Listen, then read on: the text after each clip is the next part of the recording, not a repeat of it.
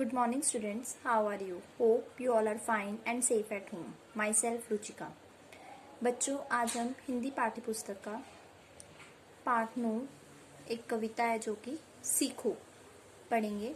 मैं इसे आपको समझाऊंगी और आपने ध्यान से सुनना है। तो चलिए शुरू करते हैं। पाठ 9 सीखो। कविता का उद्देश्य क्या है? प्रकृति के माध्यम से सीख देना कि जो कुदरत है उससे हमको क्या सीखना चाहिए। सद्गुणों का विकास करना, अच्छे गुणों का विकास करना, उनको बढ़ाना। फूलों से नित हंसना सीखो, भौरों से नित गाना, तरु की झुकी डालियों से नित सीखो शीश झुकाना।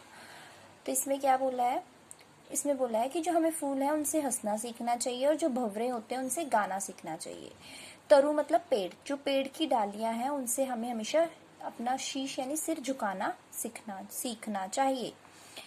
सीख हवा के झोंकों से लो, हिलना जगत हिलाना, दूध और पानी से सीखो मिलना और मिलाना।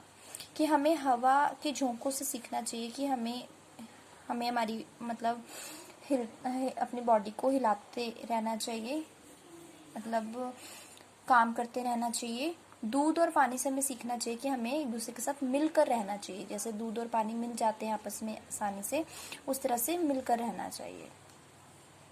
सूरज की किरणों से सीखो जगना और जगाना, लता और पेड़ों से सीखो सबको गले लगाना। हमें सूरज की किरणों से सीखना चाहिए कि हमें जगना है, जागना है टाइम पर और दूसरों को भी जगाना है। और पेड़ों से हमें सीखना चाहिए कि हमें सबको गले लगाना है।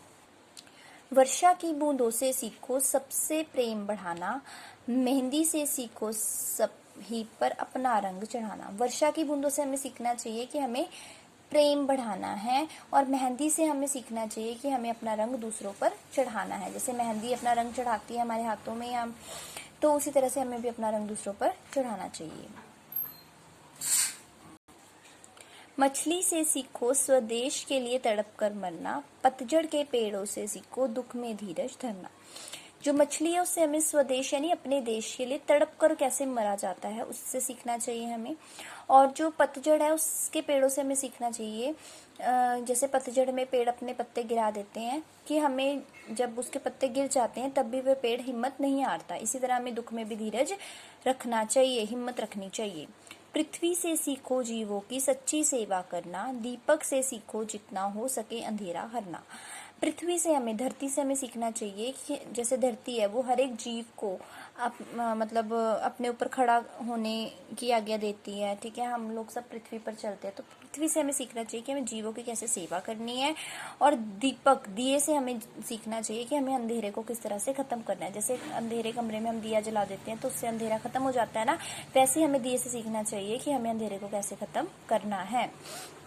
जलधारा से सीखो आगे जीवन पथ पर बढ़ना, और धुएं से सीखो हरदम ऊंचे ही पर चढ़ना।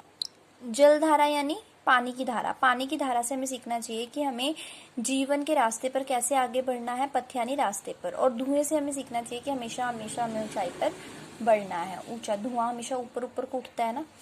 यह कविता जो है हमें हमेशा आगे बढ़ने की और सद्गुणों का विकास करने की प्रेरणा देती है। ठीक है, और इस कविता को लिखा है श्रीनाथ सिंह जी ने। इसके कवि कौन है? श्रीनाथ सिंह। ठीक है, धन्यवाद।